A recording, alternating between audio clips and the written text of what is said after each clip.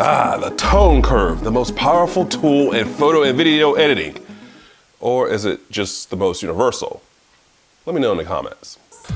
Now, for those that don't quite remember what the tone curve is all about, could just use a little bit of a refresher. The tone curve simply controls the highlights, whites, midtones, shadows, and blacks of an image. And you're thinking to yourself, well, Lightroom literally has those controls for highlights, shadows, blacks, whites. What's the point of the tone curve? But that's just it. The tone curve is going to give you even more of a degree of control over your image. And that generally always leads to a S-type shape on the tone curve. So let's hop into Lightroom and Davinci Resolve today. And I'll show you 3 ways I really like to use the tone curve. But honestly, the tone curve's so cool. It works kind of similar in almost every app across the board. Now, Lightroom's got this slider here with darks, shadows, lights. It's a little bit confusing. The tone curve that we want to use is actually this one right here. At the very top, we've got our white parts, our highlight area right here. I can pull this all the way down for even greater control over exposure. And I can pull this up to go bright, bright, bright with the black part of the photo, as well as the shadows and the midtones are sitting in this part right here. What I like to do with photos is get a very good base up top here. And that way when I get down here to the tone curve, I'll be in an even better position to make some adjustments in this photo. Let me speed it up and show you exactly what I mean. Now I'll move down into my tone curve section. Every curve doesn't have to be an S curve. Like for this photo, I'll just go with my point here by clicking, making a point and controlling up, can brighten your photo, down, can darken and create contrast. In video world, they will call that subtractive and additive, completely different terms. That's not what we're focusing on right here today, but I'll touch on that a little bit later on in the video. And it really is a whole lot of just looking at the photo and seeing, okay, so what does it need? We can pull down some of the brighter parts for that background, just taking some of that edge off. That could actually be a little too far. I want some of the detail. These brighter areas might not need much touching at all, might be a little heavy-handed. We can come down here, create just a little bit of contrast, but not lose details.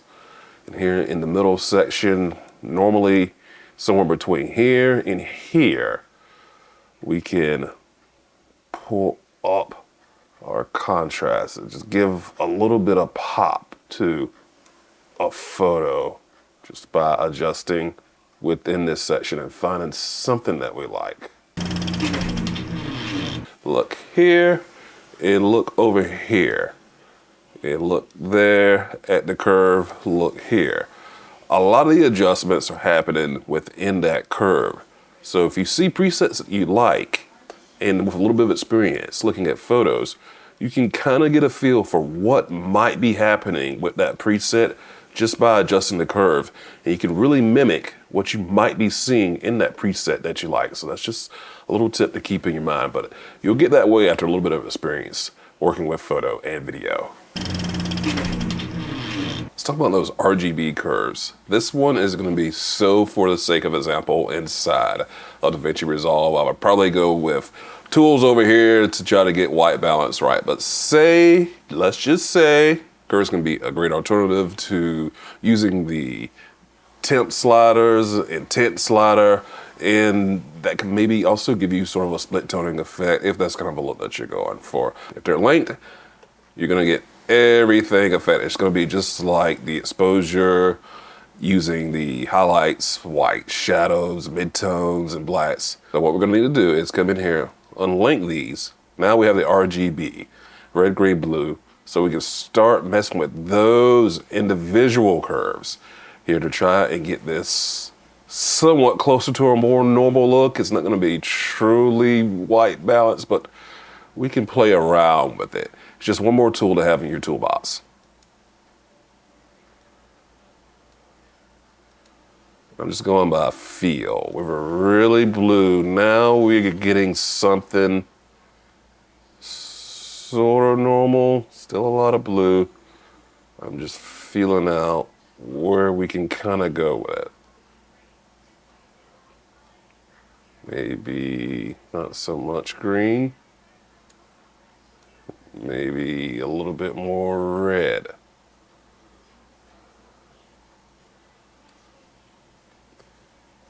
Maybe we come in, pull up. There.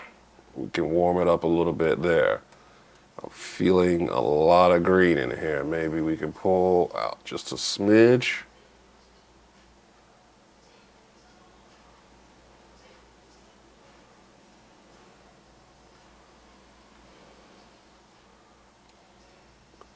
I'm focusing in more so on my face for the image. And that can be something a whole lot more neutral, sort of closer to a proper white balance, just by using the RGB curves. Not sure why I have that look on my face. Now, keeping with curves and color with curves, there's something specific that Davinci Resolve that I like to do from time to time. Let's keep this clip here. Let's add some nodes. Shift S, Shift S. Okay. For organization's sake, let's name these things so we don't get too confused. We're gonna do Alt P, do what we call a parallel node.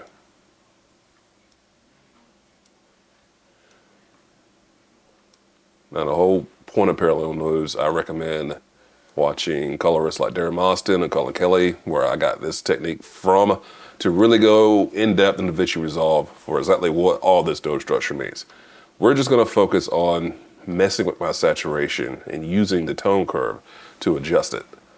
With this node highlighted, I'll come in here, make sure that I have my tone curve all linked back up together, and we're just gonna mess with our saturation. So an example of this right here, what if I just use this saturation tool here? It's a little bit heavy-handed. Garish might be one of the words used.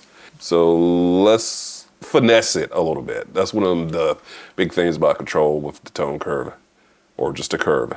We'll tag this saturation. We're not gonna use the saturation knobs. Instead, we're gonna right click, go to color space, HSV. For hue, saturation, vibrance. We're gonna turn off channel 1 and turn off channel 2. So what the world did that do? That just turned off the hue and the vibrance channels, leaving us with just saturation. So now we're gonna come in here to our curve. I can make my points. And we're not worried about S curves or anything like that. What we're worried about is just finessing the saturation. You know how when we went down with the saturation, the picture got darker, more contrasty?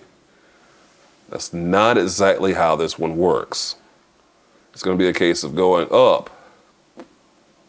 You get saturation like you got when we increase the saturation with the knob. And to me, it's just a bit more finesse. Here's a before and after. Just subtle, subtle stuff. It might not even show much on YouTube.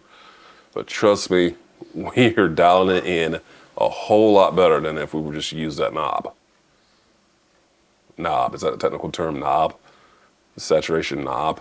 I don't even have a board in front of me with a knob, I'm using a mouse. Didn't break the image, everything is running. I do have lower quality on at the timeline, but no artifacting.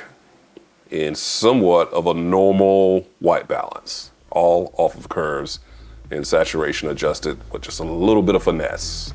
All right, so let me know if this video helped you out at all. We only scratched the surface of using that tone curve tool, and we did it in sort of a unique way. Maybe you don't see all the time, but keep in mind, it works almost the same across any photo and video app.